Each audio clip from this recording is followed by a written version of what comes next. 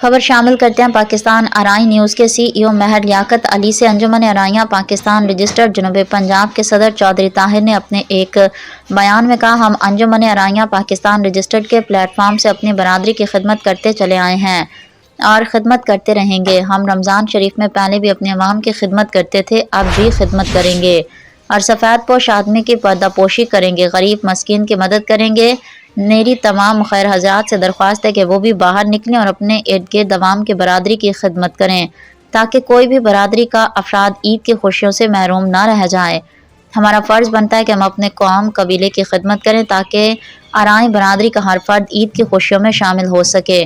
انجمن آرائیاں Pakistan registered کا ایک بہت بڑا ملک میں نیٹ ورک ہے جس کے ذریعے عوام کی خدمت کی جاتی ہے۔ ہم نے جنوبی پنجاب میں انجمن آرائیاں کا ایک بہت بڑا اور مضبوط نیٹ ورک بنایا ہوا ہے جس سے اپنے قبیلے کی خدمت کی جاتی ہے۔ ہم پاکستان کے اداروں کے ساتھ کھڑے ہیں، ہم اپنے پاک فوج کے ساتھ شانہ بشانہ کھڑے ہیں اور ضرورت پڑنے پر ہر قسم کی خدمت کرنے کو تیار رہتے ہیں۔